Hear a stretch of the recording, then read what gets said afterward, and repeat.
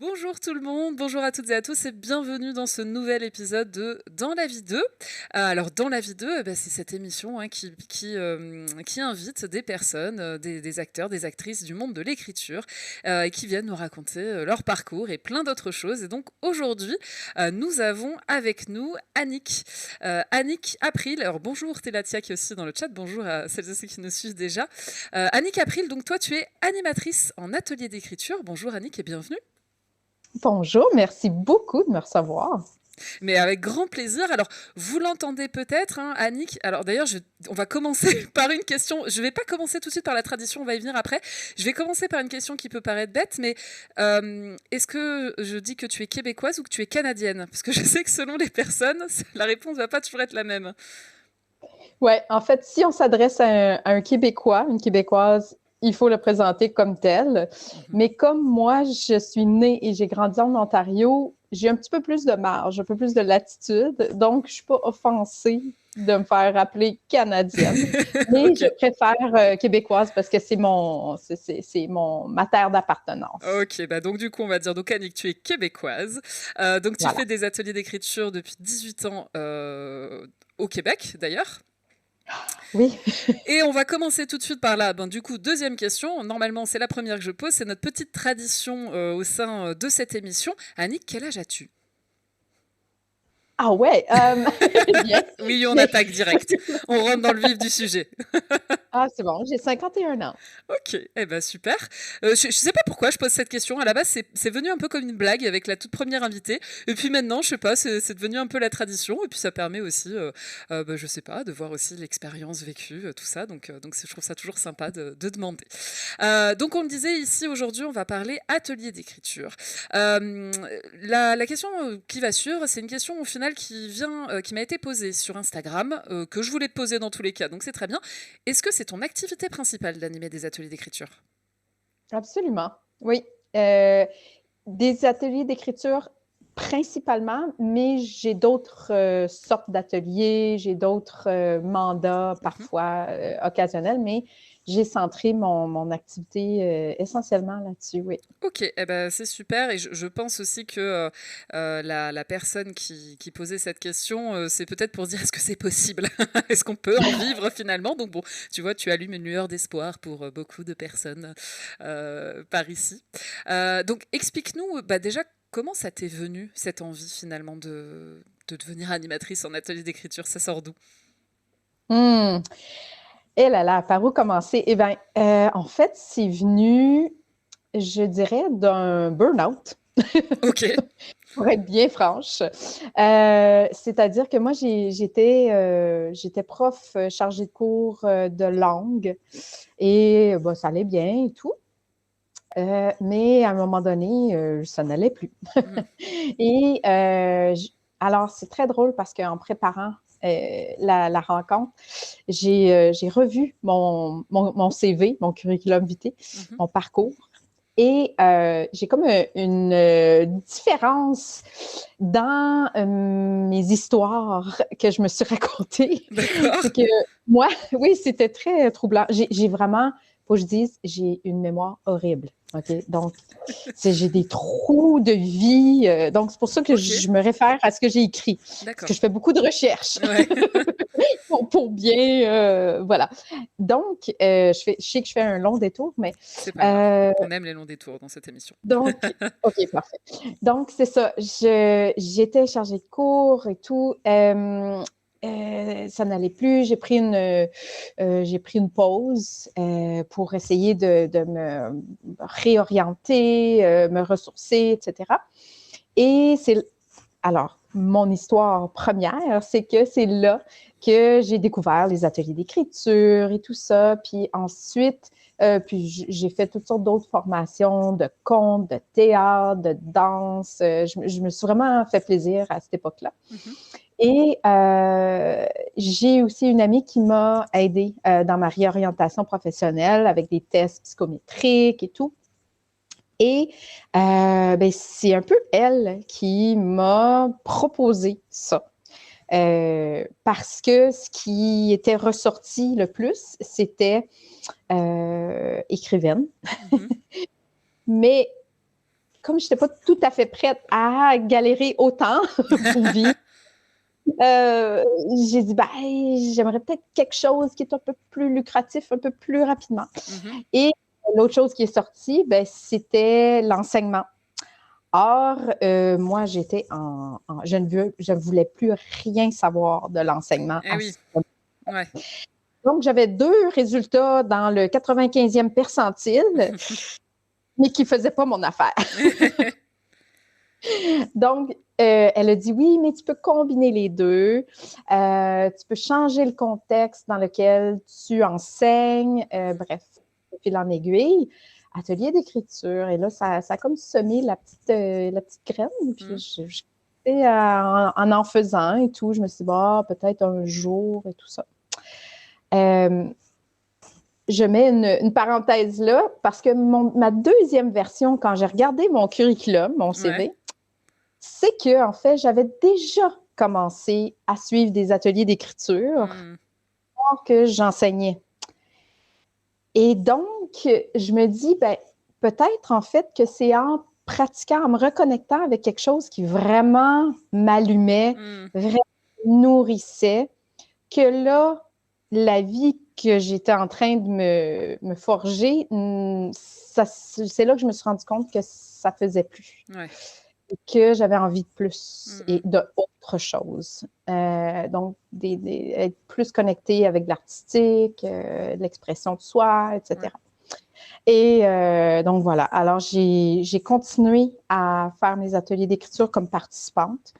Et un jour, j'ai rencontré la vice-présidente du conseil d'administration de l'organisme où je suivais des ateliers. Mhm. Et je lui parlais comme ça, de où j'en étais, tout ça. Puis elle me dit, eh bien, sais-tu quoi? On a besoin d'animateurs. On a une réunion du CA. C'était un vendredi, je pense, Mhm. qu'on se parlait. Elle dit, on a une réunion du CA le lundi. Et donc, envoie-moi tes propositions. Puis je vais le proposer au directeur. Je dis, oui, mais attends, j'ai pas d'expérience. J'ai pas publié de livre. Moi, Ouais. je pensais que ça serait pour dans 2, 3 ans, Ouais. peut-être, Le temps éventuellement. de. Ouais. Et ben oui, tu sais, penser à mon affaire et tout. Et donc, elle dit, non, non, envoie-moi tes propositions, je suis sûre que ça va être bon, j'ai confiance, j'aime ce que j'entends. Vas-y. Hey, fait que là, j'ai passé la fin de semaine devant l'ordi en train de... Il y a la fumée qui sortait. Là, tu sais. T'avais une formation ou pas du tout dans ce domaine-là? Alors, Enseignement, c'est une chose, mais sur le côté atelier d'écriture. ben, moi, ma formation, c'est la littérature. Ah oui, Donc, donc j'ai oui. étudié en littérature, langue et littérature moderne, pour être plus précise. Ouais. J'ai fait mon bac, qui est l'équivalent de, je pense, la licence ici, c'est-à-dire études universitaires, Ouais, ok. le premier diplôme, et la maîtrise, le master, je pense que vous Mhm. appelez, donc en espagnol, en langue et littérature espagnole. D'accord. Et j'ai commencé mon doctorat en études littéraires à l'UQAM, à l'Université de Oui, à Montréal. à Montréal, ouais. Voilà, voilà. Donc, j'avais quand même, Oui, t'as le oui, bagage un qui peu, allait avec, quoi. Ouais.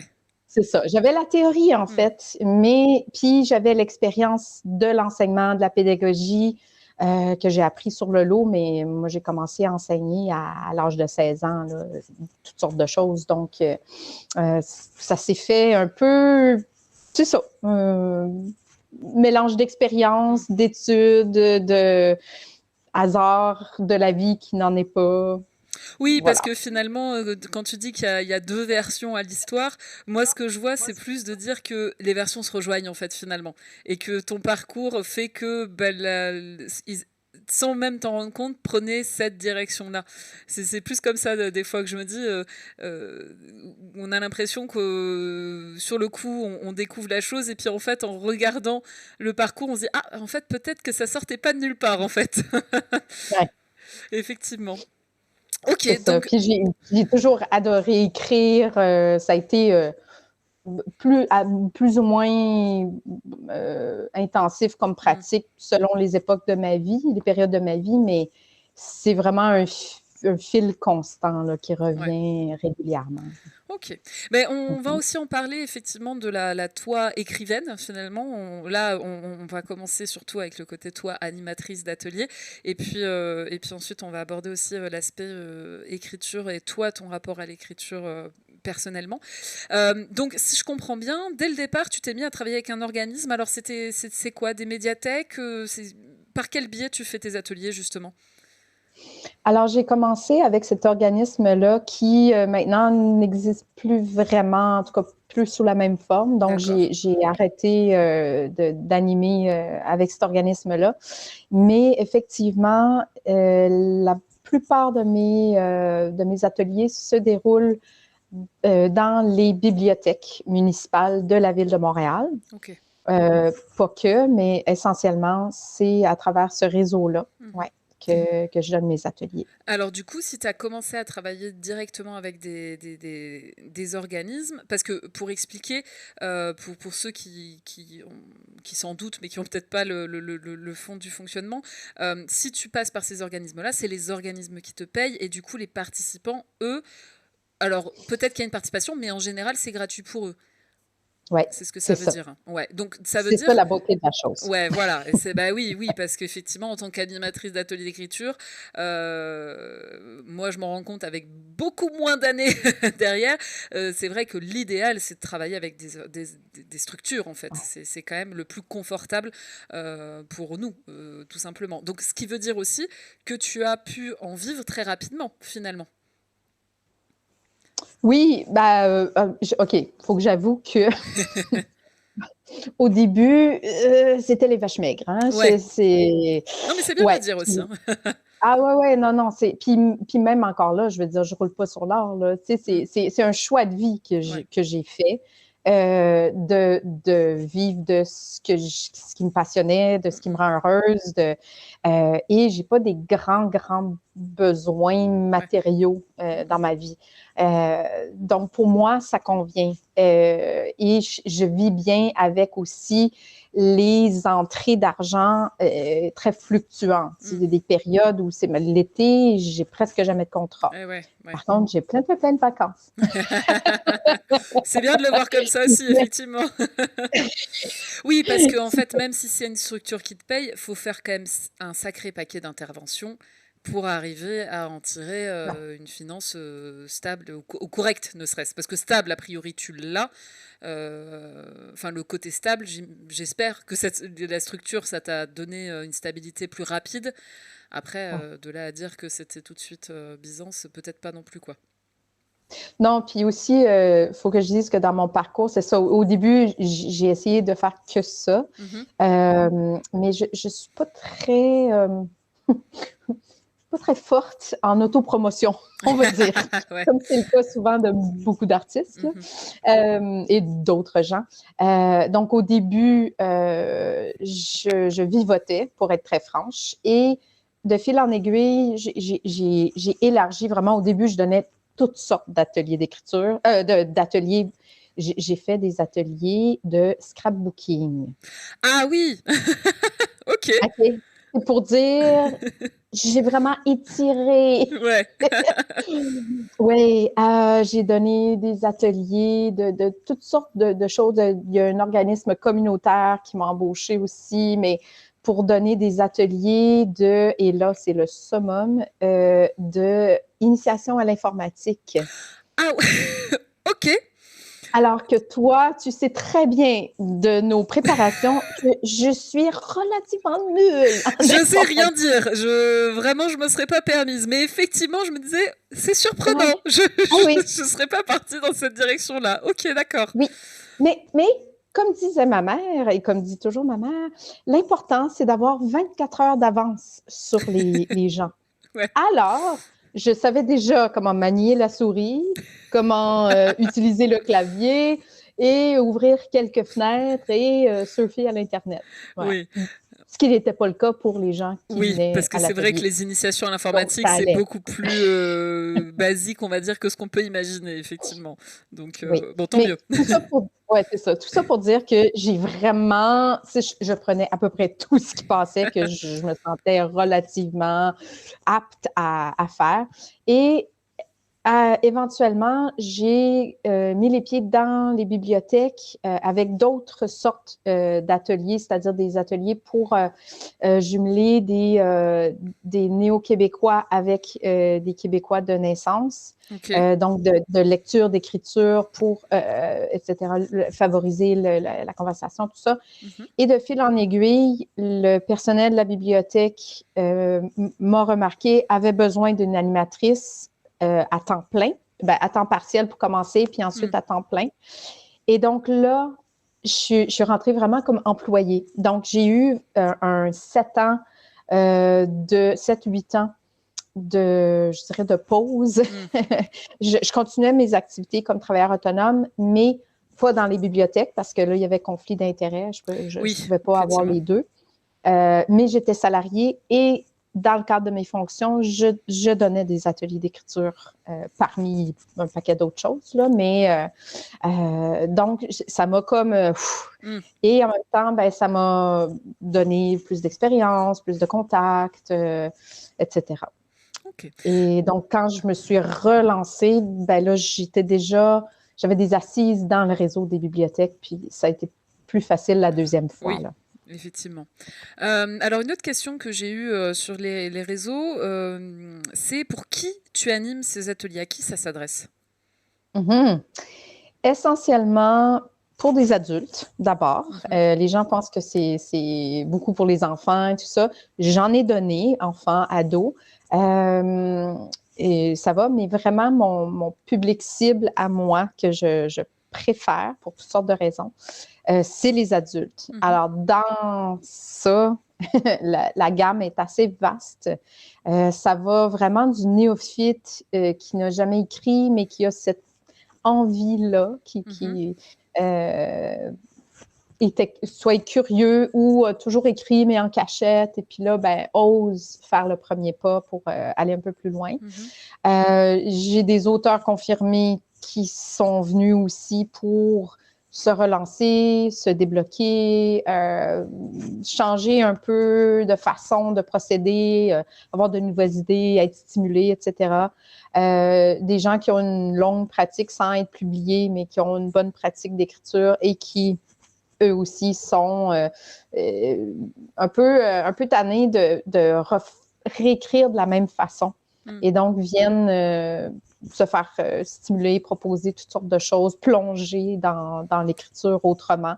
Il y a vraiment il y a des gens qui travaillent dont l'écriture est le métier, mais c'est pas créatif. Donc, en com, j'en ai beaucoup qui sont en com, tout ça, qui aiment écrire, ou en admin, qui ont des rapports rédigés ou des scientifiques, et qui viennent parce qu'ils aiment écrire, mais c'est dénué de créativité. Donc, c'est ça, venir injecter un peu de plaisir et de créativité. Donc, vraiment, la gamme est très, très large de gens. Alors, ce qui m'amène du coup à la question suivante, de ce que je comprends, tes ateliers d'écriture sont des ateliers d'écriture créatifs, du coup. Ou d'écriture créative, plutôt. Ouais. Ouais, parce que ici, c'est vrai que des fois, enfin, je dis ici, mais en fait, t'en as aussi sûrement, quand on parle d'atelier d'écriture, il y a des personnes qui peuvent considérer que c'est des ateliers pour vraiment apprendre à écrire, dans le sens apprendre à rédiger une lettre de motivation, apprendre à faire un rapport, justement, tu en parlais. Et est-ce que c'est quelque chose que tu peux proposer, ou est-ce que pour le coup, non, toi, c'est vraiment de l'écriture créative? Ouais, non, moi, tout ce qui est technique, tout ça, non, je peux donner des pistes. En fait, ça serait plus au niveau individuel, si quelqu'un voulait des conseils, tout ça. Là, oui, peut-être, mais essentiellement, non, moi, c'est vraiment tout ce qui est créatif. Et alors là, j'ai évidemment, depuis les années, j'ai une vaste gamme d'ateliers. Je dirais que je les catégorise en 3 parties, si on veut, en 3. Il y a des ateliers vraiment pour l'expression de soi. Donc, vraiment, débloquer la créativité, s'exprimer librement, l'écriture de soi, etc. Il y a des ateliers vraiment plus sur les aspects de l'écriture, donc peut-être un peu plus théoriques. Le personnage, l'écriture théâtrale, le temps de la narration, etc. C'est des aspects un peu plus précis, Technique, spécifiques. Et ensuite, des ateliers thématiques, comme l'écriture érotique et sensuelle, les sens et l'écriture, etc. Donc, il y a comme 3 grandes catégories d'ateliers que j'offre. OK. Et Voilà. est-ce que comment dire? J'imagine que tu dois te renouveler aussi régulièrement parce que si tu as des personnes qui viennent d'une année à l'autre, tu peux pas proposer les mêmes choses. Comment tu fais pour te renouveler?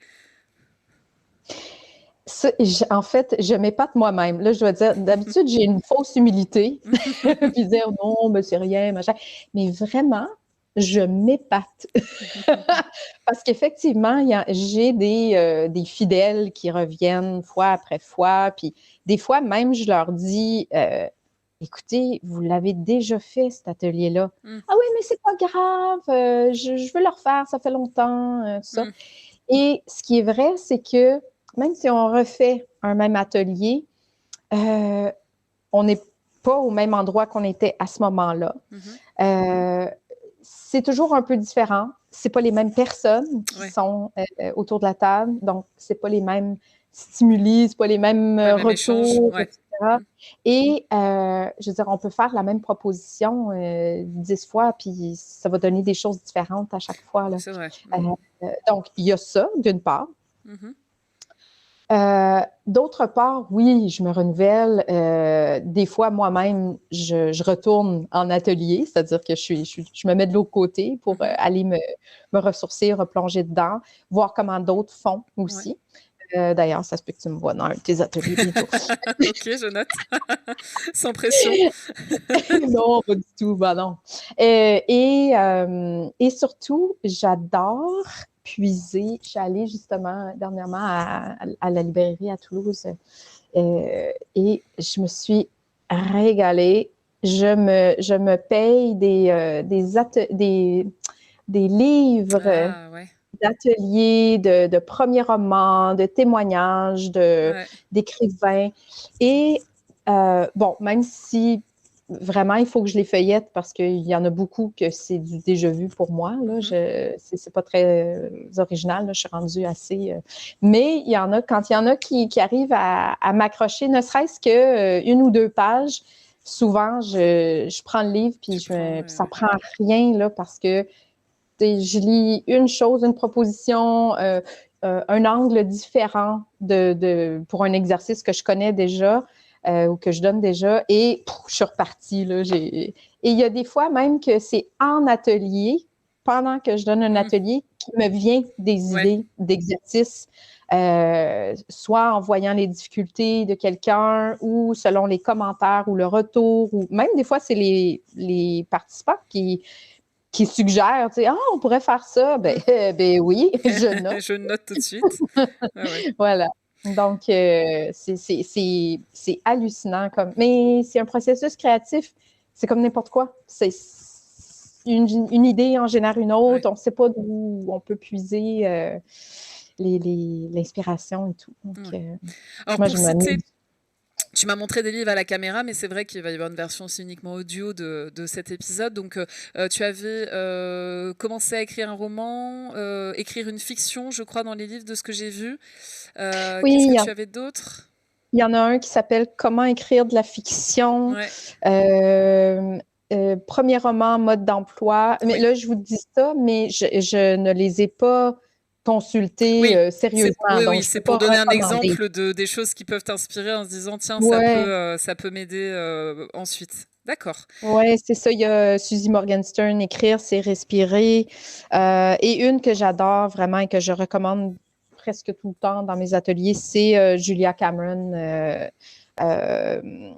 là, c'est sa nouvelle version, mais c'est Libérer sa créativité ou Libérer votre créativité, je crois. Et D'accord. ça, c'est la nouvelle édition Made for Life. condensée, etc. Ok, Donc, ok.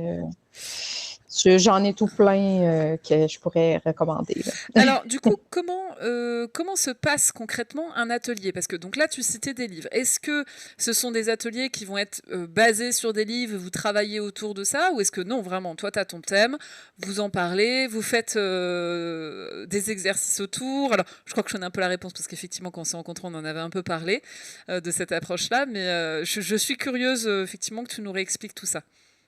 Ouais.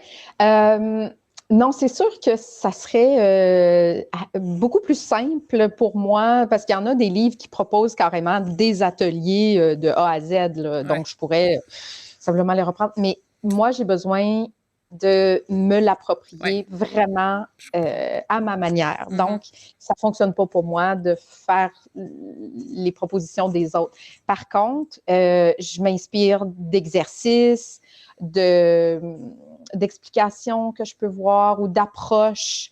Je peux m'en inspirer, mais essentiellement, c'est moi qui construis mes ateliers. Et même, je dirais qu'un même atelier sur un même thème, il peut changer d'une fois à l'autre parce qu'en les revoyant, je me dis, ah non, je vais changer ça, etc. Donc, et il y en a que je crée carrément pour le groupe.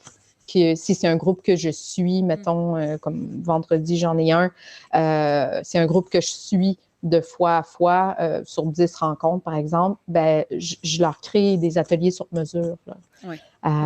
Donc voilà, c'est vraiment moi, et dépendamment aussi de la thématique ou par exemple, si c'est un atelier sur la nouvelle, ben, c'est sûr que je vais aller puiser dans différents livres pour voir comment eux approchent ce thème-là ou cet aspect-là d'écriture. Mais après, j'y vais avec ce que moi, je sens que je suis... Ouais, c'est ça, que je peux développer de façon à être très à l'aise avec ça. Et est-ce que ça peut t'arriver en voyant un peu les retours et la dynamique du groupe face auquel tu es, de dire ah ben en fait je vais vous rajouter une petite contrainte ou je vais changer ça, je vais faire ci, ouais. Constamment. Oui, oui, oui. Ceux qui me connaissent, puis même ceux qui ne me connaissent pas, j'avertis parce que des fois, je suis en train d'animer, comme ça, j'ai mon plan d'atelier devant moi, tu sais. Puis, je suis en train d'animer, je leur explique. Bon, alors là, pour la prochaine proposition. Puis là, j'ai comme une espèce de pause. D'absence. Oui, c'est ça. Et là je me rends compte que je suis devant un groupe, puis je me dis, OK, ceux qui ne me connaissent pas, je vous dis, ça m'arrive régulièrement. Je suis comme le GPS, je recalcule en cours. Parce que là, il y a quelque chose qui se place, ce ne sera pas long. Ça arrive. Bougez pas. Donc, c'est ça. Donc, oui, constamment. Puis pendant qu'ils écrivent, des fois aussi, je revois ce que j'avais prévu. Des fois, c'est juste une question de changer l'ordre de mes propositions ou même, justement, d'ajouter des contraintes ou d'en enlever, ou peu importe. Ah, ouais. C'est un processus. Aussi. Oui, c'est ça, tout à fait. Et qui fait que, ben, c'est pas l'enregistrement que j'appuie sur un bouton, puis c'est parti. Voilà, ça partit. Hein. C'est jamais ça. Ils durent combien de temps, tes ateliers? Au début, avant, quand j'en donnais, ils duraient 3 heures. Maintenant, 2 heures, je trouve que c'est un bon format. Ouais. Ouais, j'avoue, 3 heures, tu vois, c'est souvent 2 heures et de temps en temps, en visio, je fais du 2h30. Mais c'est vrai que si on est beaucoup, 2h30, ça va vite. Mais s'il n'y a pas beaucoup de personnes, 2h30, des fois, on peut se dire, 2 heures aurait peut-être été bien aussi. Hein. Mais qu'est-ce qui a fait que tu as raccourci? Alors, plusieurs choses. La première, c'était peut-être les contraintes. Ça a commencé quand j'animais en bibliothèque comme employée, là, et on se rendait compte que 3 heures, c'était peut-être beaucoup. Puis, selon le retour des gens, tout ça, les créneaux horaires, il y a ça. Et il y a aussi plus récemment, même si les gens disaient ouais, ça passe super vite, etc., On sentait que c'était compliqué pour certaines personnes au niveau horaire dans une journée, là, tu sais, de bloquer un 3 heures. Ensuite, vraiment, c'est pendant la pandémie, quand je suis passée au virtuel, quand tout le monde, c'est ça, vraiment 3 heures, ça nous semblait beaucoup. Et même 2 heures, les gens disaient, je suis pas sûre. Et finalement, ça fonctionne super bien. Ouais. Et même, en tout cas, moi, j'ai pour mon dire que c'est mieux que les gens partent sur leur faim. Oui. Tu sais, qui en aurait voulu plus, c'est toujours bon signe. Oui, tu sais. plutôt que de dire ah, c'est bon, il était temps que ça s'arrête, quoi. Bon, là, tu sais. Ouais. Donc, non, je pense que 2 heures. Mais bon, selon le contexte, la journée, tu sais, ça m'est arrivé d'en faire des ateliers d'1 heure.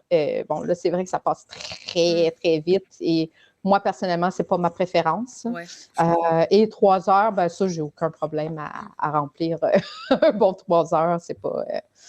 Ça va vite aussi. J'ai même fait des journées entières. Hein, donc, Oui, oui. Les journées entières, ça peut être intéressant quand il y a toujours des personnes qui sont motivées, puis ça permet vraiment d'approfondir un thème. C'est vrai que c'est un format.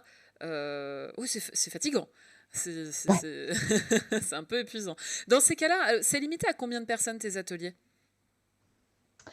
Alors, moi, je pense que le bon nombre, c'est entre 8 et 15. Oh, ok. Mais en personne, je me suis déjà rendue à 18-20. Et même, j'ai fait des ateliers là, dans le cadre, par exemple, d'un marathon d'écriture ou quelque chose avec une centaine de personnes. Là, Ouais. ça se fait aussi, mais c'est autre chose, on se comprend. Là. Donc, moi, je trouve vraiment que l'idéal, c'est entre 8 et 12. Mais je me rends jusqu'à 18, une vingtaine Ah maximum. ouais, ah bah tu vois, beaucoup plus que ce que j'aurais cru. Et quand c'est une journée comme ça, c'est à peu près le même nombre aussi ou tu limites un peu plus? Les journées entières, ben là, Ouais, ça fait très longtemps que bah j'en ai ouais. pas fait. Oui, Mais c'est à peu près la même chose. ok. 8 à... Ben, on limite à peu près à 16, quelque chose comme ça. D'accord. Encore une fois, ça dépend du contexte, ça dépend des participants, de l'atelier. J'y vais, franchement, j'y vais beaucoup au feeling aussi. Ok. Ouais, parce que Ouais. tu vois, le maximum que j'ai fait c'était 10 et ça m'allait bien. Je dis ouais, Mhm. pour le moment pas plus. Alors je dis pas, peut-être que dans quelques années, effectivement, j'espère, hein, peut-être je me sentirai d'avoir plus de personnes, mais c'est vrai que surtout en 2 heures, parce que comme tout le monde lit ce qu'ils ont produit ou autre, ça peut vite aussi prendre du temps. Enfin, je sais pas si toi tu fais lire tout le monde des écrits ou pas forcément. Alors, pas systématiquement D'accord. tout le monde. Donc, quand le groupe est petit, oui, Oui. j'encourage effectivement un tour de table ou un tour d'écran.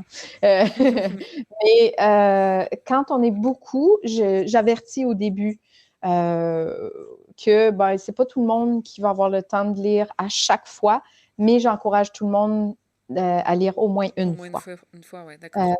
C'est ça. Et donc, moi, je pense que toutes les formules sont possibles tant qu'on installe bien le truc au début, qu'on gère les attentes. Là, donc, je pense que tu m'avais demandé comment se déroule un atelier, puis j'ai pas vraiment répondu à Ouais, la on est question. Mais... parti complètement. Donc, alors, bah, du coup, je te le redis, comment concrètement ça se déroule un atelier? Les gens, ils arrivent. Bonjour Annick, voilà, je viens suivre l'atelier. Que se passe-t-il? Oui, c'est ça. Alors, surtout quand c'est un nouveau groupe, je prends le temps de me présenter, mais très brièvement, et d'installer le cadre, c'est-à-dire préparer les gens à ce qu'ils vont vivre. Parler de la logistique du truc, d'installer vraiment un contexte où, OK, on éteint les cellulaires, on est ensemble, Ouais, créer un genre de créer le cadre. cocon, de Ouais. climat de confiance, c'est ça. Donc, et puis, expliquer justement comment se déroule l'atelier, tout ça. Ensuite, j'aime beaucoup faire un tour de table, c'est-à-dire que chacun se présente Ouais. et je leur pose 2 questions auxquelles ils répondent, c'est-à-dire à savoir quelle est leur relation avec l'écriture Quelle est parce que au début, je demandais, c'est quoi votre expérience d'écriture? Mhm. Et en fait, puis là, il fallait que je précise, non, mais c'est pas grave si vous en avez Oui, ça peut pas. mettre la pression, ouais, ouais, ouais. Je m'en fous si vous avez de l'expérience, c'est C'est pas pas l'idée. grave, Ouais. c'est pas l'idée. Donc, quelle est votre relation avec l'écriture? Quelle est Ouais. votre pratique d'écriture, Mm, mm. si vous en avez une? Et qu'est-ce qui vous amène à cet atelier-ci? Donc, C'est marrant, c'est les mêmes questions que je pose effectivement ben sur oui. mais ouais, sur les gros groupes, Mais oui, parce que ben, tu le sais, là, ce que ça amène, c'est que, déjà, ça crée un lien. Les gens voient à qui y est autour de la table. Ça crée aussi un climat de confiance parce que les gens, souvent, exposent leurs préoccupations, leurs doutes, leurs craintes et tout ça. Et donc, je peux désamorcer aussi beaucoup de très ça. rapidement, Donc, ouais. c'est ça, très rapidement. Et aussi gérer les attentes, c'est-à-dire s'il y en a un qui me dit je veux savoir comment écrire mon roman d'ici la fin de l'atelier, je lui dis non. Ça va probablement pas être le cas, je préfère le dire tout de suite. Ça va pas le faire. Ouais. Donc voilà, fait que je gère les attentes, puis je prépare, c'est comme une mise en bouche, si on veut. Ensuite, comme l'écriture, c'est une pratique, pour moi, c'est important d'avoir un exercice de réchauffement. OK. Et donc, ça peut être très simple. La plupart du temps, c'est très simple. C'est pour se mettre en contact avec... moi, j'encourage beaucoup les gens à écrire papier-crayon. Ouais. Donc, surtout pour certains exercices, c'est incontournable. Mais il y a vraiment quelque chose là-dedans, on pourra en parler s'il faut. Là, mais, donc, c'est de prendre un premier contact avec la matière première, c'est-à-dire le papier, le crayon. Et pour se délier. Donc, c'est vraiment ça l'idée. La plupart du temps, je ne vais pas demander de lire qu'est-ce qui est écrit parce que c'est vraiment pour soi. C'est vraiment, c'est comme l'équivalent de faire ses gammes en musique. C'est pas toujours super intéressant ce qui sort de ça, mais c'est aussi pour désamorcer l'angoisse de performance. Oui. Oh mon Dieu, il faut écrire, il faut que ça soit bon tout de suite. Ouais, je vois ce que tu veux dire. Donc, désamorcer ça. Et ça peut être quoi? Raconter quelque chose de votre journée ou c'est... Oh non. Ouais. Oui, mais surtout, il n'y a pas toujours quelque chose à dire. Non. Si je fais ça, j'apporte une variante après. Là. Je peux faire quelque chose avec ça parce que les thèmes de composition d'école quand on est tout petit, raconter vos vacances. Ouais, c'est vrai, c'était nul ça. Ouais, c'est ça. Donc, c'est ça. Non, des fois, c'est des... Moi, il y a un exercice que je fais presque systématiquement, c'est l'écriture automatique. OK. C'est-à-dire d'écrire sans arrêter, sans se censurer, sans objectif, juste laisser les mots couler. Ouais. Donc, il y a souvent ça avec des nuances, des variantes, selon l'objectif que je veux là où je veux amener les gens. Ça peut être j'ai même fait du gribouillage. On commence comme ça. On fait du gribouillage. Des fois, les gens me regardent comme... Elle est sûre d'elle? Parce que moi, je suis venue écrire ici, là. Rapidement, je vois les sourires ou même s'il y a des regards dubitatifs, renfrognés, tout ça, il y a des gens très, très cérébraux. Moi, c'est ces gens-là que je viens, j'essaie de venir assouplir, là, comme on fait les choses autrement ici. C'est justement pour ça, pour expérimenter. Okay. Donc, c'est l'approche d'un atelier, vraiment. On se met les mains à la pâte, puis et on y va. Voilà, on y va. Et donc, après ça, après la mise en bouche. La mise en bouche, puis le réchauffement, là, graduellement, avec une progressivité, je fais des propositions là, qui vont dans le sens du thème et tout ça. Et normalement, c'est en degré de complexité ou c'est ça. Puis, effectivement, là, j'invite les gens, parce que c'est toujours une grosse question, est-ce qu'il va falloir que je lise? Ah oui. Oui, parce qu'il y en a que c'est un grand inhibiteur. Il y en a qui s'empêchent de venir à des ateliers d'écriture parce que Ça, c'est juste pas possible pour eux, là, tu sais. J'allais te demander les premiers blocages que tu rencontres justement. Est-ce que tu as des gens qui... j'imagine que tu auras toujours des gens qui n'oseront pas s'inscrire et du coup, eux, tu ne peux malheureusement pas les atteindre s'ils te contactent pas. Ouais. Est-ce que tu en as qui te disent j'ai longtemps hésité à sauter le pas? Est-ce que tu en as qui te contactent en amont aussi pour justement poser des questions, voir s'ils osent ou ils osent pas? Comment ça se passe?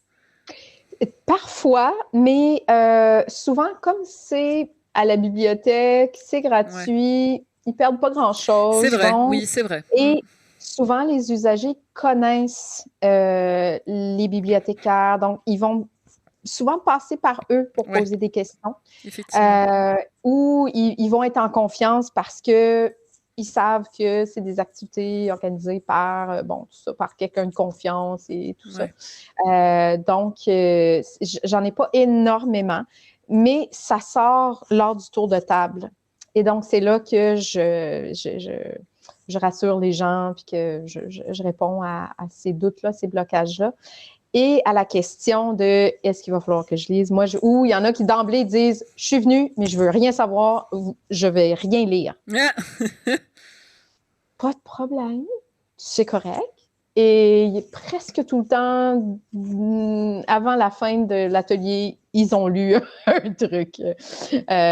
Donc, c'est ça. Parce que j'oblige pas, j'encourage.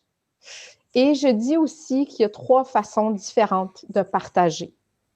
Parce que pour moi, c'est aussi valable partager un texte, lire un texte, et je donne toutes les raisons pour lesquelles c'est très enrichissant pour la personne qui l'écrit et pour les autres. Et donc, c'est quasiment un cadeau qu'on fait aux autres. Ça aide à changer la perspective des gens, tu sais, ce blocage-là. Quand ils en entendent d'autres qui lisent aussi, ils constatent bien quel point c'est intéressant, enrichissant, etc. Donc, il y a ça. Ensuite, je dis aussi, vous pouvez simplement résumer ce que vous avez dit, c'est-à-dire nous dire ce que vous avez écrit sans nous lire vos mots, mais juste comment vous avez abordé la proposition, qu'est-ce qui est sorti pour vous. T'sais. Et la troisième façon, pour moi, c'est tout aussi valable, comme je disais, c'est de parler de son processus, c'est-à-dire comment ça s'est passé, d'aborder cette proposition-là d'écriture. Quelles ont été les difficultés, comment vous les avez surmontées, si vous avez réussi, quels trucs vous avez mis en place, parce que ça aussi, ça peut être hyper enrichissant pour d'autres qui vont invariablement se confronter à ces problèmes-là à un moment donné. Là, donc, d'avoir cette possibilité-là, ça les rassure. Donc, et s'il y a quelqu'un qui n'a pas parlé, disons, rendu à la moitié de l'atelier, là, je les interpelle parce qu'il y en a qui ne vont pas spontanément prendre la parole, mais si on les invite, ils vont le faire. Et alors justement, tu demandais les difficultés. Quelles sont parce que tout à l'heure on parlait des blocages, et là, quelles sont les difficultés les plus récurrentes peut-être que tu peux voir?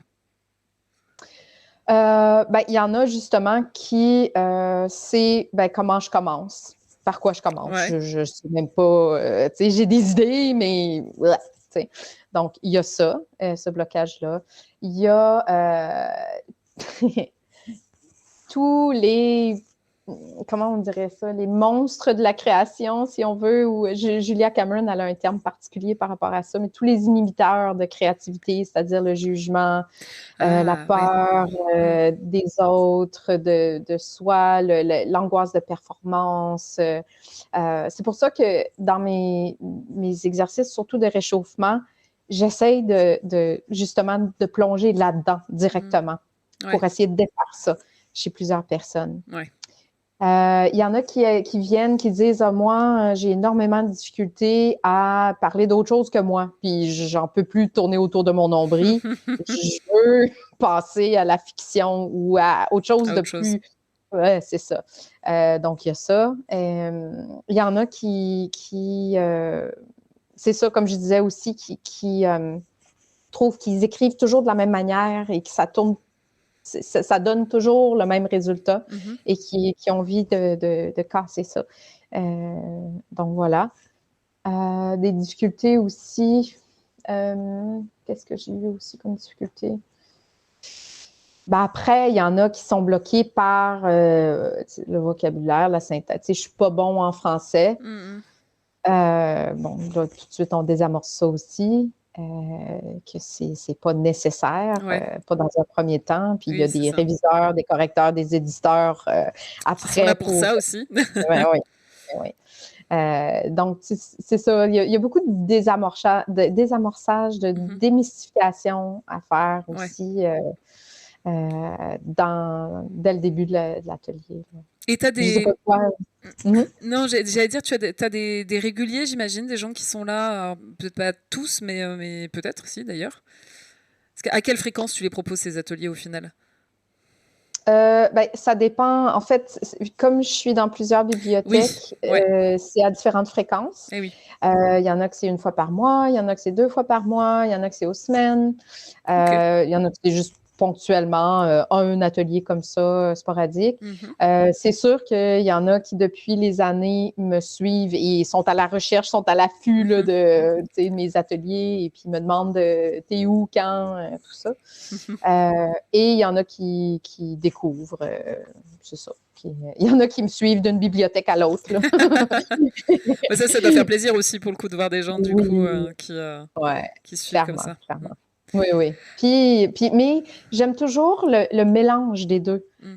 C'est-à-dire, j'aime toujours faire découvrir. Quand Oui. quelqu'un me dit c'est mon premier atelier d'écriture, oh là là, c'est, je sais pas, c'est comme un petit cadeau précieux, là, tu Ouais. sais, puis j'y vais tout doucement, puis Tu en prends soin.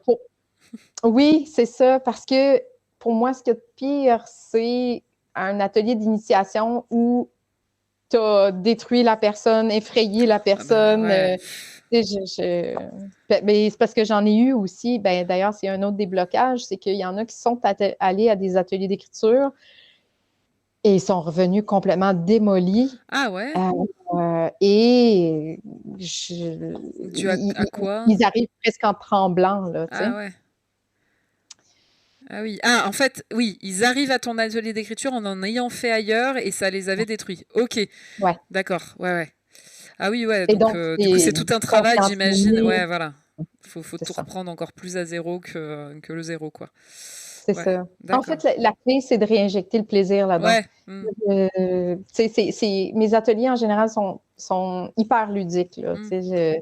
si tu as envie de quelque chose de hyper cérébral, sérieux, avec une méthode à l'américaine, première étape jusqu'à 10, je suis pas la bonne personne. Puis je le dis ouvertement. Mm. À un moment donné, je me suis dit, peut-être que parce que j'avais ces demandes-là. Ah oui. Les gens cherchaient ça. Ouais, ouais. Et j'ai essayé de trouver quelque chose, d'être très marketing, très package, très, et Ouais, c'est juste alors pas moi. que... Bah ouais, puis en plus, si tu veux pouvoir finir un roman, faut vraiment inculquer ce côté écriture plaisir, parce que si tu as envie en plus de te lancer dans un projet d'écriture, si t'as pas cette notion de plaisir dans l'écriture, mais jamais tu le finis, parce qu'en plus ce plaisir-là, quand tu es sur un long projet, tu le perds au fur et à mesure, donc faut quand même apprendre à le retrouver pour réussir à mettre le point final, quoi. Donc si tu l'abordes de manière trop sérieuse, ou je sais pas quel est le bon terme, euh, moi ouais, j'ai du mal à concevoir que tu puisses te lancer dans un long projet d'écriture sans avoir cette approche de ça me fait plaisir, quoi. C'est Ouais. ouais, mm, je comprends. Alors tout à l'heure, tu parlais du papier stylo que t'encourageais. Moi, on me pose souvent la question, hein, qu'est-ce que j'amène, tout ça. Alors bon, je laisse la possibilité. Je dis bon, si vous voulez. Avant, je disais plutôt papier stylo. Puis moi, c'est ce que je prévoyais. Puis un jour, j'ai eu un atelier et j'ai eu une personne qui m'expliquait qu'elle avait eu un souci de santé et que en fait, écrire à la main, c'était compliqué pour elle. Donc je lui ai dit, mais vous auriez dû me le dire. Vous auriez dû prendre. Elle avait un PC portable en plus. Je lui ai dit, mais vous auriez dû le prendre. Enfin, vraiment, faut pas hésiter. Donc maintenant, le discours que je tiens, c'est plutôt prenez ce qui vous met à l'aise. J'aime bien le papier et stylo parce que je trouve qu'on a tendance à davantage se concentrer. Je ne sais pas si c'est le bon terme, mais on est un peu plus appliqué. Voilà, on a le stylo dans les mains et on prend plus le temps de réfléchir parce que on va pas aussi vite que sur ordinateur. Donc du coup, forcément, on réfléchit la chose différemment, je trouve. Mais bon, depuis cette personne-là, maintenant, je dis bon, prenez sur lequel vous êtes à l'aise. Toi, tu disais que tu conseillais, oui, effectivement, plutôt carnet stylo. Pourquoi? plusieurs raisons. Ben, d'abord, il y a certains exercices qu'on ne peut pas faire à l'ordinateur. Ok. Donc, le gribouillage Oui, par et exemple, effectivement. bon, peut-être que oui, Oui, iPad, machin, OK, gribouillage avec la souris de PC sur Paint, c'est quand même moins rigolo qu'à la main. c'est ça. Voilà. Et aussi parce que, tu sais, on passe nos journées à l'ordinateur. Fait que, tu sais, je Ouais, leur dis, ne serait-ce que pour vous donner une pause ouais. aussi.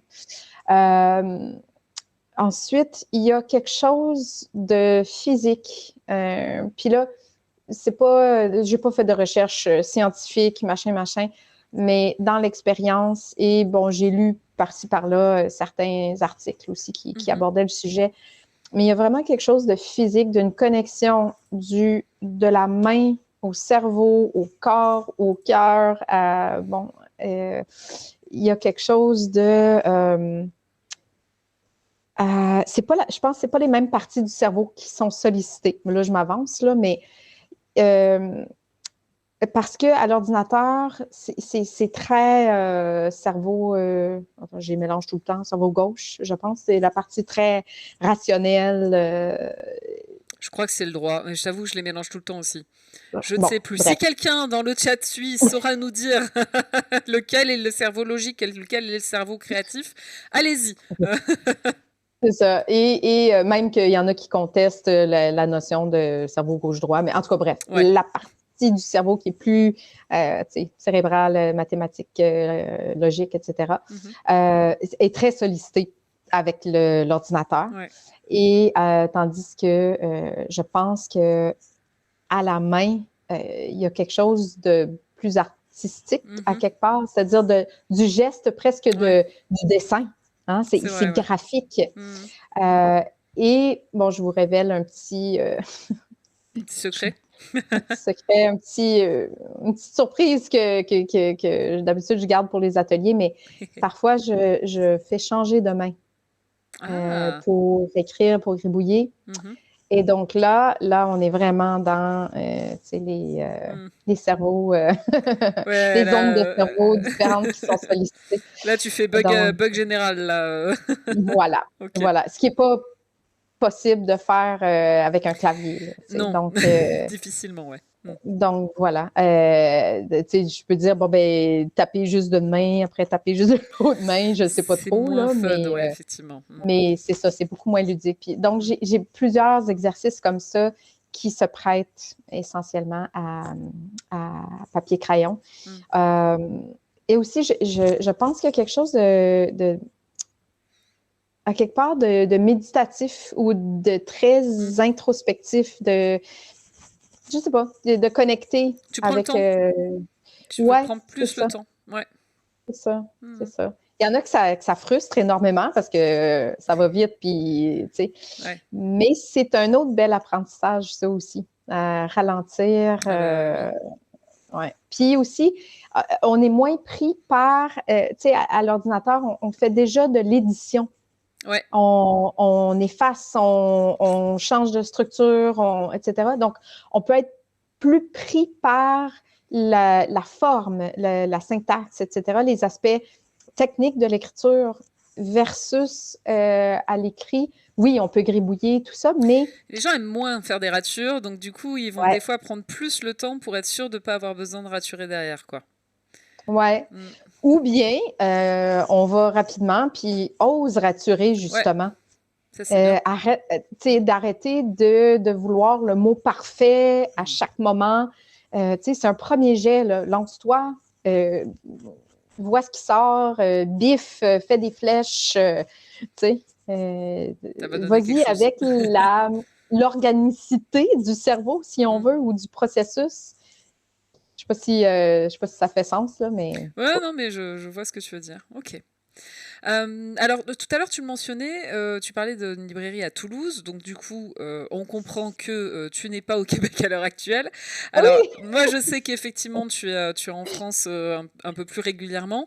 Comment tu fais, du coup, pour tes ateliers? Est-ce que tu arrives à maintenir en passant par de la visio, du coup, sûrement? Est-ce que tu en fais en France, peut-être? Comment ça se passe? Alors, pendant la, la pandémie, évidemment, là, c'était la panacée puisque tout le monde était en visio. Donc, oui, j'ai pu continuer mes ateliers avec le Québec. Des fois, bon, ça faisait que j'animais entre 1 heure et 3 heures du matin ici, Et oui, hein, parce que mais tu étais en France à ce moment-là, oui, effectivement. Ouais, ouais. c'est ça. Mais là, malheureusement, mais on comprend, les gens, ils veulent du direct, Ouais. ils veulent être en personne, etc. Donc, il y en a quelques-uns qui sont restés en virtuel, en visio, mais la plupart, ben, ça attend à ce que je revienne, là. Donc, quand je vais revenir au printemps, ben là, c'est Tu vas avoir très... du condensé. ouais, là c'est très condensé Mm. comme atelier. Et ben, bien sûr, j'aimerais beaucoup avoir des activités en France aussi. Mhm. Il y a une possibilité, probabilité que j'aille des ateliers cet été là, dans un festival. Donc, Ok. c'est déjà un début. Mais oui, je cherche à développer ça ici là, parce Ouais. que je vais être appelée à être de plus en plus ici avec grande joie et pour mon plus grand bonheur. Et pour le nôtre aussi. Ah, Euh, Alors, du coup, tu mentionnais tout à l'heure que tu avais d'autres activités en plus des ateliers d'écriture, parce que des fois ça suffisait pas forcément. C'est aussi des activités qui sont autour de l'écriture, toujours? pas forcément, Pas non. forcément. Non, j'ai des fois comme là au printemps, je vais avoir des contrats d'animation Ok, carrément, donc de, c'est ça pour des événements publics là, ok, tout ça.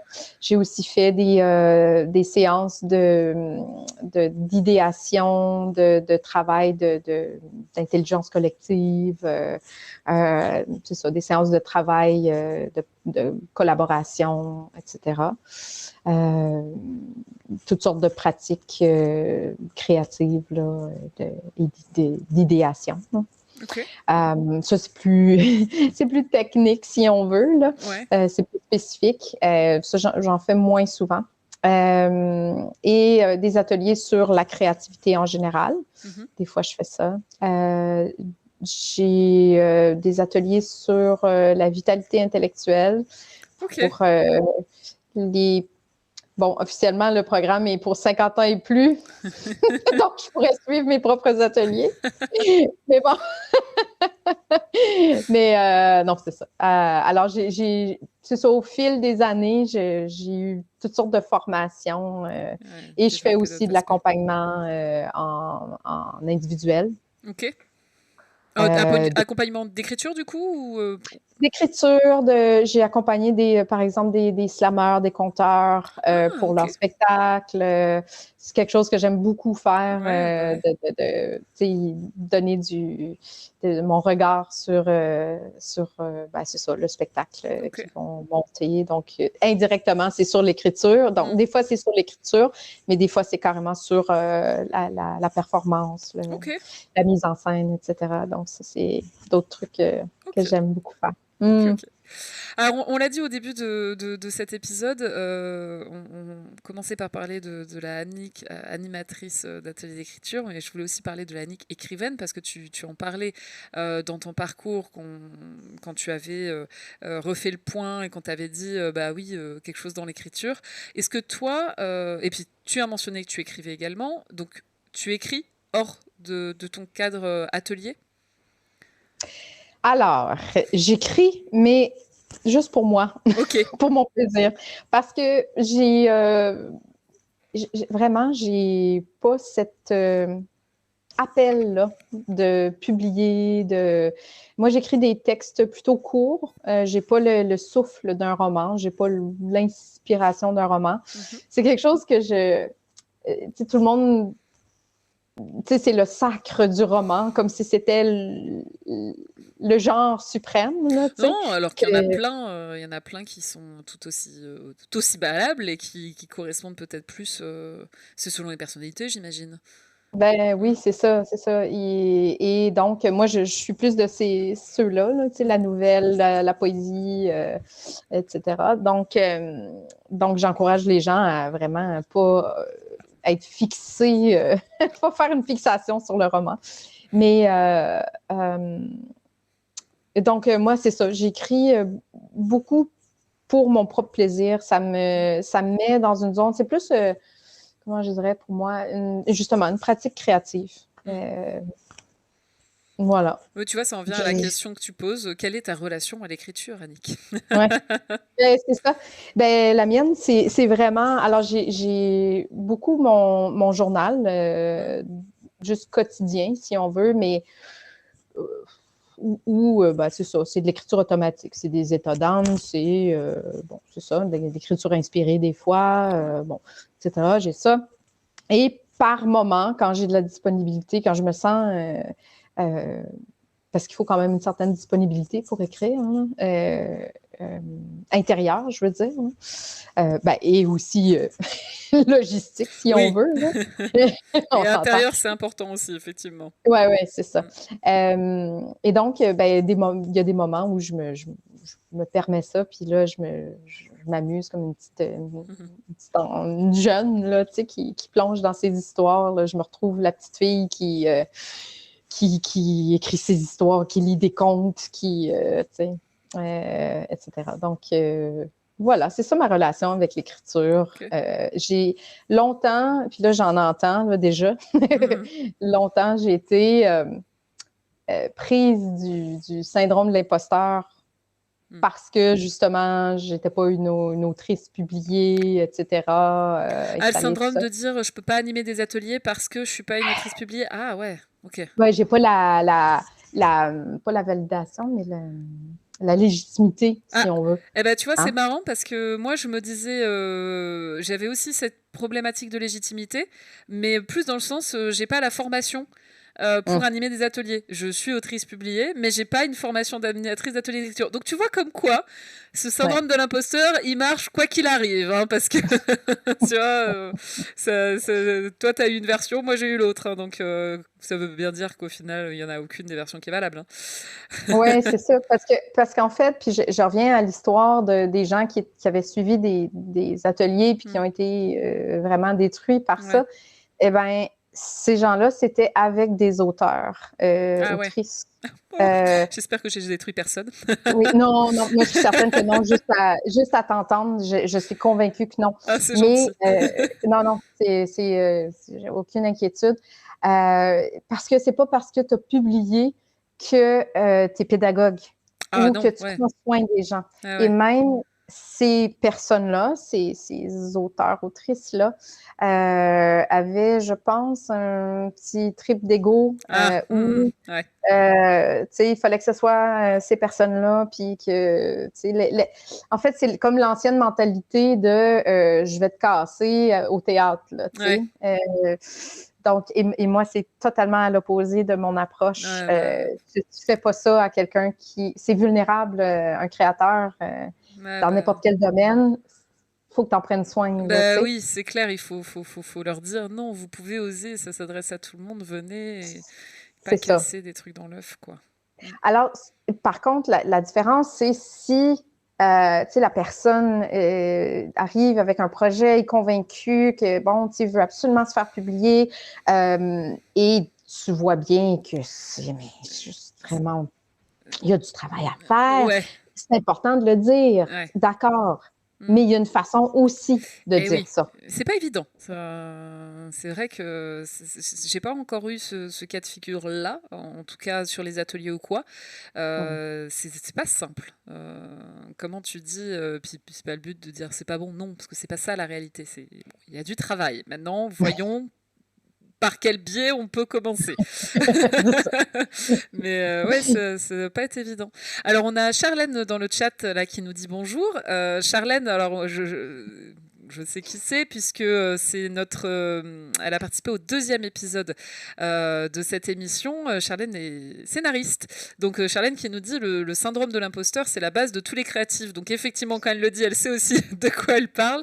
Et oui, c'est vrai que force a été constatée, que ce soit dans l'émission ou même dans mes rencontres de personnes qui sont alors dans l'écriture, parce que j'en connais plus particulièrement, mais en fait c'est valable pour tout autre domaine créatif. C'est vrai que le syndrome de l'imposteur, et puis là tu vois, on le constate. Rien qu'entre toi, ton syndrome de l'imposteur et le mien, on était, toi, tu as le profil que moi, je jugeais dont je pensais avoir besoin pour être légitime, et moi, entre guillemets, j'ai le profil à l'inverse où toi, tu te disais, c'est peut-être ça qui me donne la légitimité. Donc, comme quoi, c'est vraiment, ça s'infiltre à tous les niveaux, si on peut le dire comme ça. Et pas Oui, que les puis je pense créatifs, même nous dit Bloop. Bonjour Bloop, qui est aussi dans le chat. Oui, pas que les... Non, mais oui, c'est vrai, on dit ça, mais oui, le syndrome de l'imposteur, je pense il est valable absolument pour tout, effectivement. Je serais curieuse, je ne sais pas si c'est la curiosité malsaine, mais justement de savoir aussi quelle forme il peut prendre en dehors du domaine de la créativité pour vraiment... Enfin, je dis ça parce que j'ai des exemples qui me viennent tellement facilement dans le domaine créatif. Mais en fait, je pense que c'est valable. On se trouve toujours une raison de se dire je ne suis pas légitime, en fait. Je pense que ça peut être... Mais ouais, je serais curieuse d'avoir aussi plein d'autres exemples pour vraiment voir à quel point il est insidieux et il fonctionne pour tout le monde, malheureusement. Malheureusement. Ah oui, c'est clair. Ben, peut-être pas tout le monde, il y en a qui l'ont qui l'ont dépassé. Oui, Qui heureusement. ont... Non, quand je dis tout le monde, c'est peut-être je dis pas qu'il nous hante au quotidien. J'espère que toi, ton syndrome de l'imposteur ne te hante pas au quotidien. Mais j'essaie de me dire que tout le monde l'a confronté, enfin, il a été confronté une fois dans sa vie. Après, est-ce que c'est resté collé ou est-ce qu'il a réussi à passer vite outre ça, c'est dans le sport. Tu l'as déjà vu? Ah ouais. Alors bah écoute, si tu veux nous expliquer sous quelle forme tu as pu le voir dans le sport, ça serait intéressant. Et puis alors n'hésitez pas aussi si vous avez des questions à Annick, hein, j'en profite, des choses qu'on n'aura peut-être pas encore abordées, n'hésitez pas à vous y essayer. À vous y essayer, enfin non, à les poser tout simplement. On parlait, alors toi, du coup, ta relation à l'écriture, finalement, ce que tu le disais, t'as pas de velléité d'écrire un roman ou d'avoir un projet d'écriture long terme. Enfin, quand je dis projet d'écriture, c'est oui, recueil de poèmes, roman, nouvelle ou ce genre de choses. J'ai l'impression que, ouais, toi, on en parlait, ta relation à l'écriture, c'est vraiment... c'est le partage, en fait, finalement. Si je dois le résumer comme ça, je sais pas si c'est bien résumé. J'aime beaucoup que tu dises ça. Ouais, ouais. C'est un mot que j'utilise mais tellement souvent en atelier, là. C'est vraiment... en fait, moi, comment je dirais, vraiment une de mes passions, si on veut, c'est de favoriser le contexte d'échange de connaissances. Et c'est pour ça que j'aime la formule atelier. Pourquoi je suis animatrice maintenant et pas prof? Parce qu'il n'y a pas ce piédestal-là. Hein? C'est vraiment le cercle. Ouais. Donc oui, j'arrive, c'est moi qui dirige, propose, etc. Mais je ne suis pas la seule et unique détentrice de savoir et de connaissances. Et je pense que c'est tellement plus riche quand on a cette approche-là. Parce que chacun aussi a des expériences valables, a des partages et c'est effectivement une source de communication, de partage, d'échange. Ouais. D'ailleurs, Et aussi... Oui, vas-y. Non, mais pour moi, pour mon écriture, c'est vraiment je sais pas dire un plaisir solitaire, mais ça peut laisser entendre. Bref. Mais des fois, oui, c'est comme mon espace, mon petit cocon à moi. Je ne sais pas comment l'expliquer, mais c'est comme mon terrain de jeu à moi. Ouais. Et c'est aussi pour moi, je ne le cacherai pas, là, mais c'est un outil thérapeutique. Incontestablement. Là. Donc, j'utilise beaucoup l'écriture pour ça aussi. Est-ce que c'est... Alors, peut-être que là, je vais partir un peu trop dans la psychologie de comptoir, mais est-ce que tu disais que tu étais enseignante, que tu as fait un burn-out? Est-ce que justement, le fait d'avoir cette approche-là, où c'est beaucoup plus dans l'échange, est-ce que c'est un échange que tu ne trouvais pas, finalement, dans ton métier d'avant, dans ton enseignement, dans ta forme d'enseignement d'avant? Ouais, effectivement. Je pense que j'ai tendance à me mettre beaucoup de pression de façon générale, mais comme prof, puis même à ça, j'étais pas, tu sais, j'étais prof de langue, Ouais. donc forcément, il y avait quand même un aspect d'échange, tu sais, il fallait Oui. bien que je les fasse parler, là, Oui, c'est c'est pas vrai. juste de la théorie. Oui, c'est mieux, Euh, effectivement, pour les langues de parler un peu. Donc oui, il y avait l'aspect théorique, etc., l'exposé, bon, tout ça, mais il y avait quand même un certain échange. Hmm. Mais à un moment donné, en fait, c'est tout le contexte, c'est les examens, les évaluations, moi, j'y crois pas. Ça, c'est moi personnellement. Ouais. Hein. Pas une évaluation, oui, les évaluations, mais pas de la façon dont ça se faisait, que ça se fait encore, là, c'est-à-dire attribuer une note, etc., etc. Je déteste faire ça. Hmm. Et donc, ça ne cadre pas avec ma vision des Ouais, choses. ouais. Donc, je crois au feedback, je crois au réajustement, etc., là, à inciter à retravailler certaines choses, tout ça, OK, mais bon, bref. Donc, il y avait beaucoup de choses de l'enseignement qui ne me convenaient pas. Et l'obligation aussi de passer une certaine matière dans un délai donné, tandis que là, moi, je suis maître à bord et puis Ouais. c'est ce qui est le mieux pour le rythme du groupe, pour les besoins du groupe, tout ça, je peux, je peux m'en occuper avec les ateliers. Et favoriser, justement, je parlais plutôt de l'intelligence collective, ben, je mets ça au profit de mes ateliers aussi, c'est-à-dire comment aller chercher la connaissance, c'est le meilleur de ce que le groupe a à offrir. Ouais. Donc, c'est un format qui me permet tout ça. Ouais. Et alors, justement, est-ce que tu parles d'élèves ou de participants pour tes ateliers Ah non, de d'écriture? participants. Ouais, hein. Ah non, Ouais, de ouais, mais participants. je m'en Ah non, doutais. Parce ah non. qu'effectivement, par OK. rapport à ce que tu Ah, disais, je trouve ça. Mais oui, oui, oui, mais je suis complètement d'accord avec toi. Hein. Tu vois, je suis en train de réaliser. Ce matin, on m'a interviewé pour les ateliers d'écriture et je réalise qu'à un moment donné, j'ai dit le terme élève et je n'utilise jamais ce terme-là parce que je l'aime pas, que ça correspond pas et que je préfère le terme participant parce que, comme tu dis, c'est mettre tout le monde sur un pied d'égalité.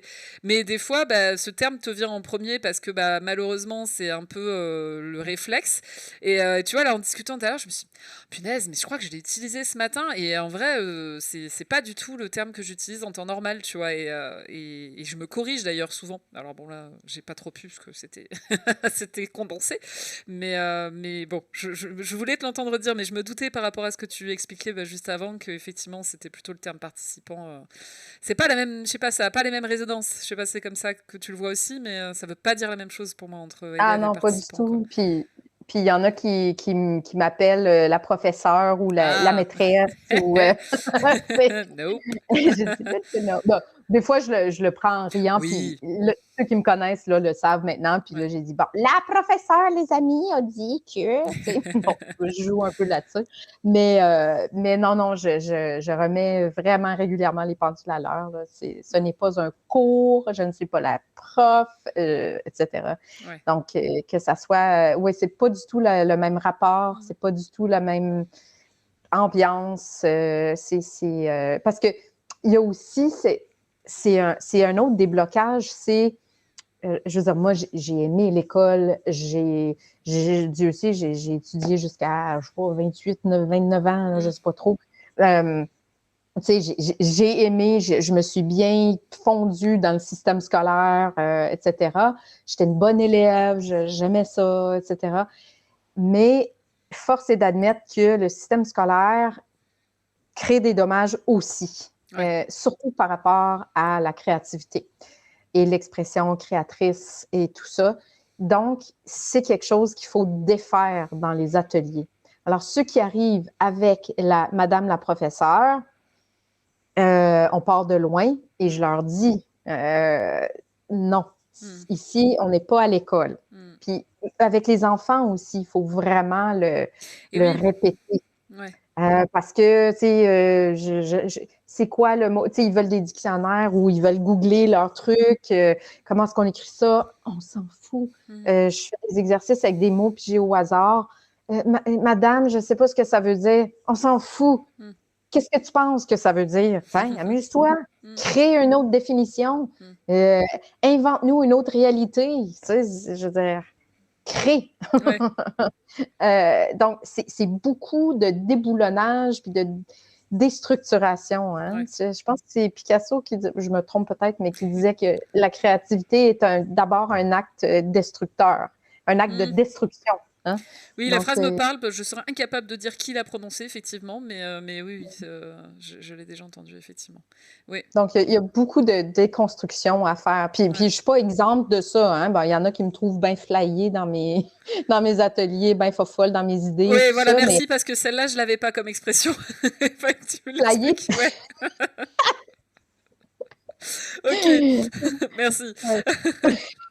Ok, oui, bah oui, mais en même temps, c'est ta touche à toi, et puis c'est ça aussi que les gens viennent chercher. En tout cas, quand ils reviennent, c'est aussi ça qu'ils viennent chercher aussi, quelque part, j'imagine. Alors, tu parlais du fait que tu avais fait beaucoup de formations au fil des années.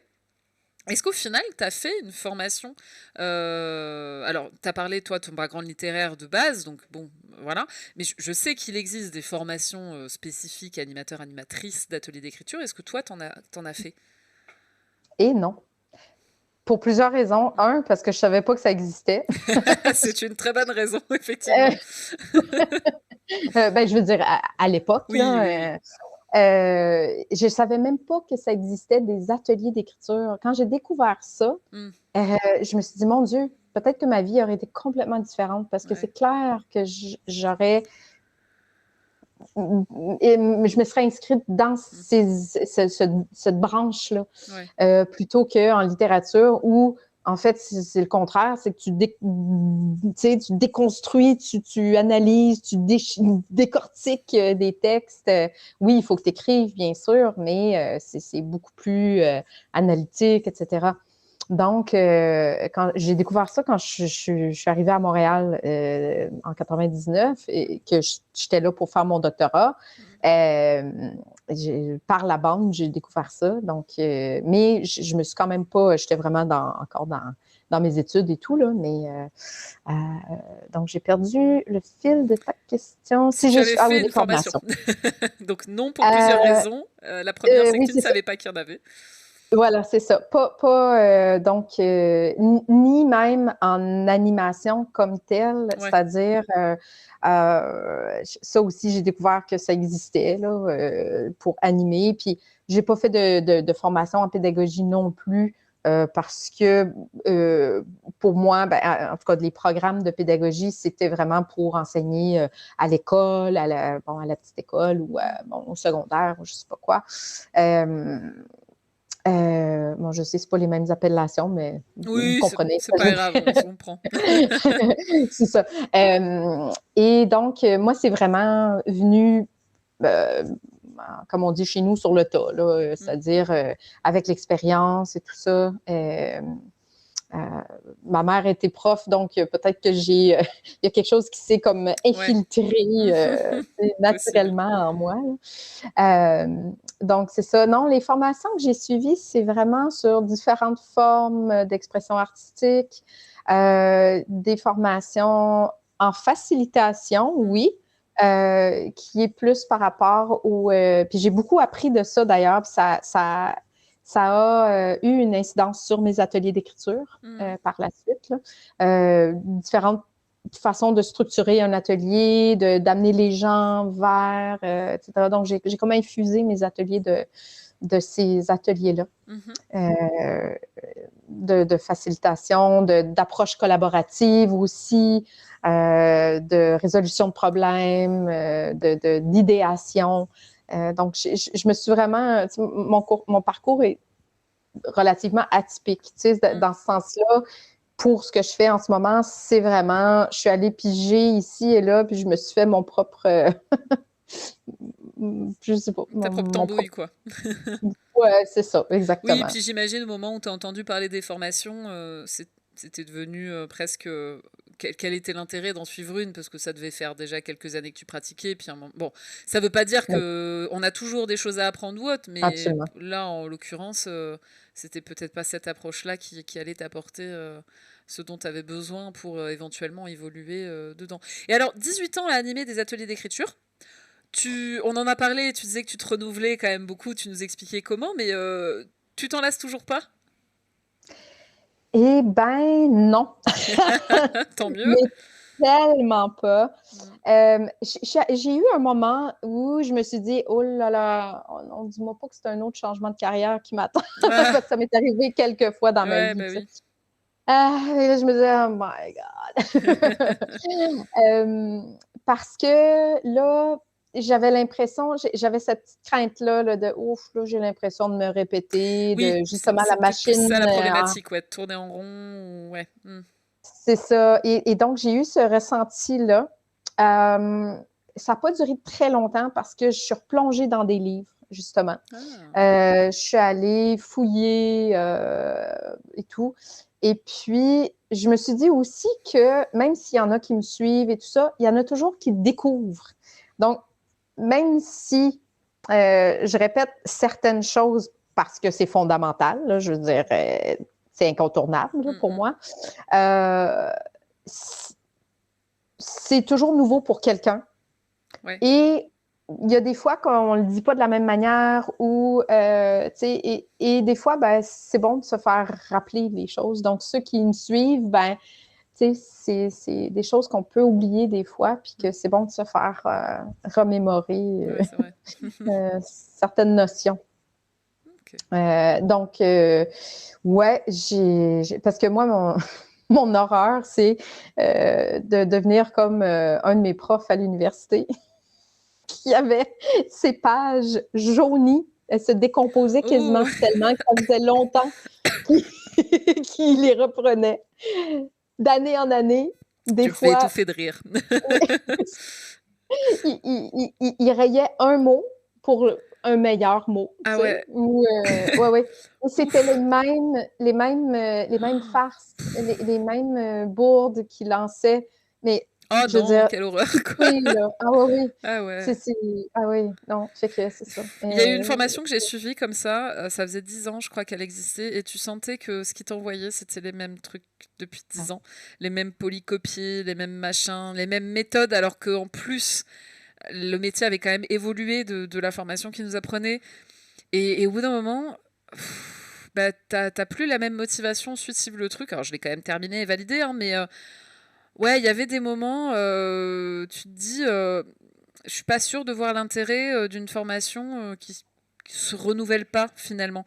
Et une autre que j'ai suivie, alors là j'ai eu de l'aide, je ne sais pas si elle est toujours dans le chat, mais j'ai eu un petit coup de main parce que justement la personne qui m'a aidé a fait office de garde-fou en me disant attends, je veux vérifier la personne qui va te former si elle est toujours dans le coup en fait quelque part entre guillemets, si elle était toujours au courant des dernières choses, si elle avait fait des choses qui étaient suffisamment pas conséquente, c'est pas forcément le mot, mais si elle était pertinente, voilà, pour pouvoir faire cette formation, ou si au contraire, bah, tu en parlais tout à l'heure, d'avoir juste quelqu'un où c'est un peu un tour d'ego, et puis bah, finalement, si c'est pour s'écouter parler et pas avoir l'échange, c'est pas non plus très intéressant.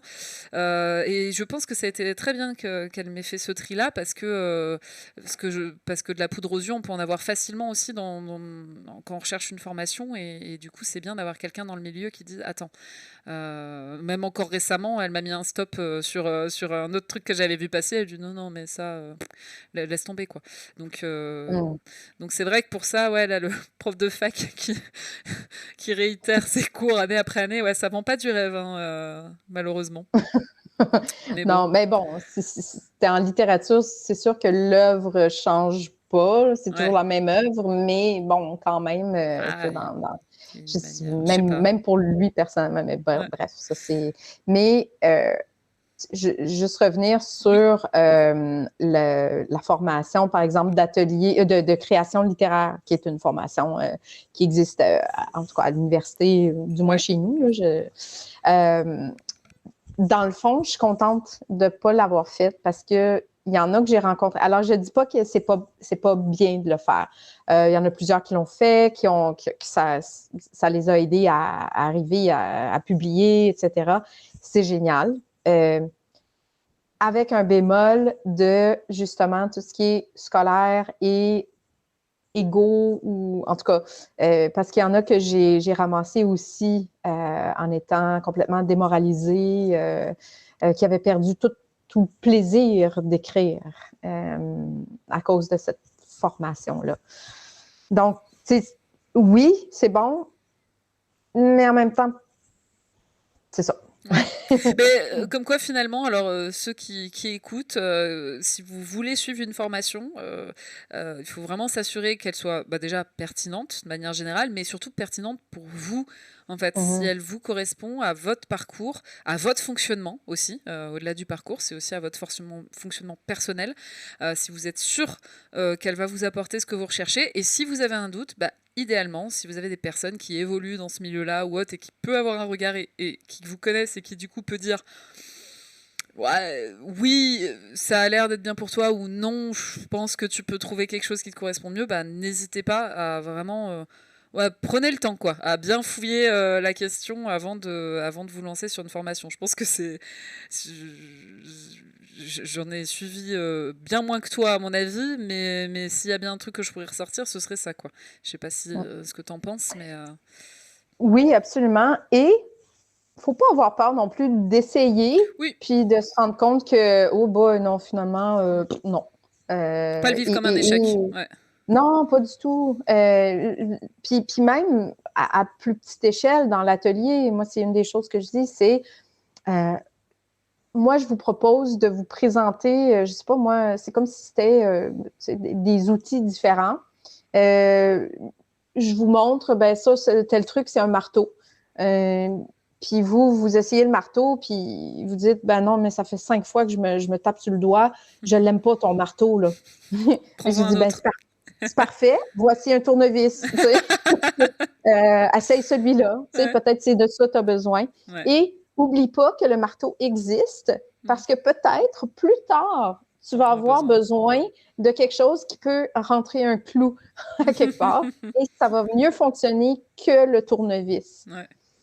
Donc, puis tu sais, c'est ça, en fait, c'est juste une découverte. Il faut vraiment le prendre comme une expérimentation, une découverte, essai-erreur. C'est pas grave si tu sais, on aura au moins découvert quelque chose qui nous va pas. On aura découvert ça. Moi, ça, j'aime pas ça. Ou ça ne m'intéresse pas. Ou j'ai pas d'aptitude là-dedans, puis ça me cause plus de déplaisir que de plaisir. Tu sais. Ce qui veut pas dire abandonner puis pas essayer. On se comprend, c'est-à-dire, au moins donne-lui une chance, là, mais tente. Puis, dépendamment, dans des circonstances, oui, il faut se pousser, il faut se botter le derrière, puis persévérer. Et dans d'autres circonstances, ce qu'il y a vraiment le mieux à faire, c'est juste dire merci, bonsoir, je vais voir ailleurs. Ouais, oui, complètement. Hein, tu en as eu des personnes qui sont reparties en disant non, c'est pas fait pour moi, ça me correspond pas. Dans les ateliers? Ouais, dans les ateliers, ouais. Alors, il y en a qui étaient là pour des raisons plus thérapeutiques. OK. Et que c'est venu trop confronter. Ouais. Personnellement. OK. Ça fait remonter je sais pas quoi, parce que Oui. c'est pas l'objectif de l'atelier. J'invite toujours les gens à venir m'en parler après, je suis ouverte et tout ça. Mais puis j'essaie de récupérer quand je vois que ça c'est très confrontant. Mais malgré ça, il y en a pour qui c'est juste vraiment trop. Donc ça m'est arrivé. Ouais. Il y a certainement des gens qui... mais souvent, on n'en entend pas parler, c'est-à-dire qu'ils viennent et ils ne reviennent pas.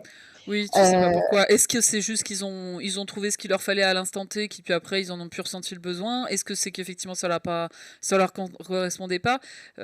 Oui, j'imagine que sauf s'ils te le disent en sortant de l'atelier, tu le sauras jamais quoi ça. Ouais, c'est ça. Puis il y en a très peu qui sont venus me dire vraiment oh non. C'était plus ceux qui étaient trop confrontés, là. Ouais, ça leur réveillait trop de choses. Euh, ouais. Et souvent, il y en a qui arrivent, moi, c'est ma plus grande satisfaction, là. Il y en a qui carrément, ils commencent l'atelier comme ça. Les bras croisés, tout refermé sur eux, ouais. Mais tout ça.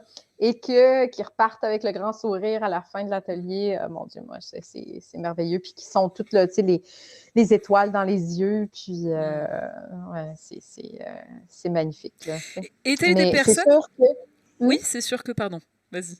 Non, mais c'est sûr que comme pour n'importe quoi, mon style va pas plaire à tout le monde, Oui. comme le style de quelqu'un d'autre va pas plaire. Tu sais, je veux dire, s'il y en a qui cherchent un masterclass avec un auteur qui va raconter son parcours puis donner des recettes du succès, C'est pas ben la même chose. non, c'est ça. Donc, comme je disais au début, je les désamorce dès le départ, là, tu sais. Donc, puis ça, j'ai fait le deuil de ça il y a longtemps, c'est-à-dire d'essayer de plaire à tout le monde, de répondre Ouais. aux besoins puis aux envies de tout le monde, là. Et je l'ai fait au début, puis C'est pas c'est possible. épuisant. Donc, Ouais. là, maintenant, voici ce que j'ai à offrir. Prenez ce qui vous plaît, ce qui marche pour vous, puis le reste, ben, laissez faire, là. Tu sais, Ouais. donc, en général, les gens partent quand même satisfaits, là.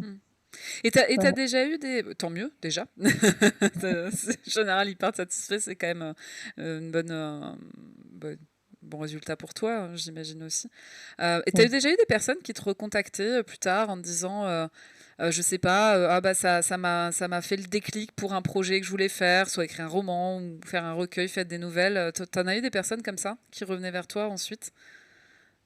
Oui, oui, soit pour me demander de l'accompagnement individuel Ouais. ou simplement revenir après des années à un de mes ateliers, dire ben après cet atelier-là, tu sais, c'est pour ça que je l'avais pas revu en fait, c'est parce qu'elle était à fond, puis tu sais, c'était ça dont elle avait besoin, puis c'est tout là, tu sais. Ouais.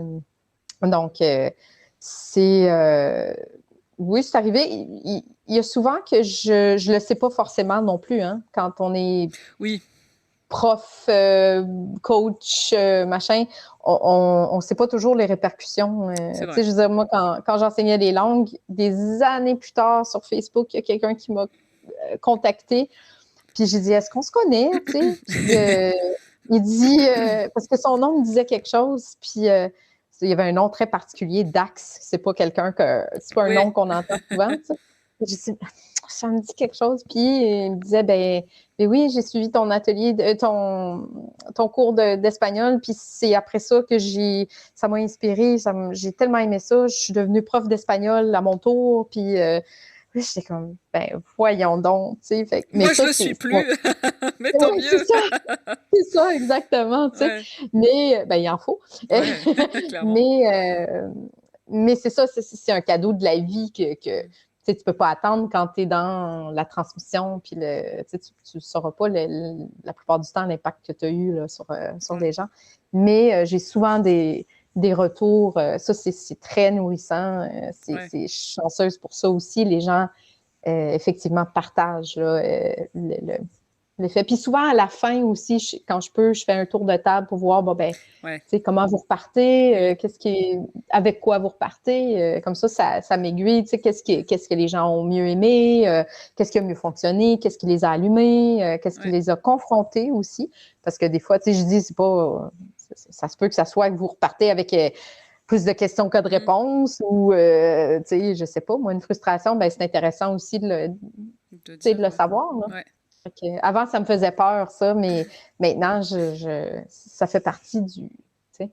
de l'expérience, en fait. Alors justement, là maintenant, on va parler aussi un peu de l'avenir. Bah, tu le disais, tu t'en lasses pas d'animer des ateliers, tu n'en as pas fait le tour non plus, a priori, puisque tu continues à te renouveler. Là, tu disais que tu allais donc être en France un peu plus souvent. Et la suite, c'est vraiment ça, ton évolution à toi, tu la vois vraiment de te dire, bah, je vais essayer de faire aussi les ateliers ici. Est-ce que tu as une manière dont tu aimerais évoluer, toujours en restant un peu dans ce milieu-là, ou est-ce que bah, justement pour toi, là, tu as trouvé l'équilibre qu'il te fallait? Moi, je suis toujours ouverte à ce que la vie m'amène. Je vais voir. En fait, franchement, j'y ai pas tellement réfléchi encore. J'ai pas eu beaucoup d'espace pour ça. Je suis Ouais. dans d'autres technicalités, là. Mais c'est sûr que... Puis je connais pas bien, évidemment, l'écosystème ici, tu sais, Ouais. qu'est-ce qui est possible. C'est sûr qu'il y a les médiathèques, mais bon, j'ai eu toutes sortes d'échos par rapport à ça. Donc, j'ai pas trouvé encore nécessairement les bonnes portes d'entrée. Mhm. Donc, c'est à voir, mais je reste les oreilles et les yeux grands ouverts pour voir comment je peux continuer. Peut-être m'associer avec quelqu'un, peut-être j'ai eu des propositions de certaines personnes qui voulaient faire des ateliers. Eux sont dans un autre domaine artistique, puis bon, peut-être jumeler les deux. C'est ça. Il y a tellement de possibilités que voilà. J'ai pas réfléchi vraiment systématiquement à voici comment mon plan de match là. Donc Si on devait conclure, quel serait le conseil peut-être que tu donnerais, soit quelqu'un qui voudrait se mettre à écrire, puisque j'imagine que tu en as croisé deux, trois, ou même des personnes qui souhaiteraient se lancer à faire des ateliers d'écriture aussi, pourquoi pas?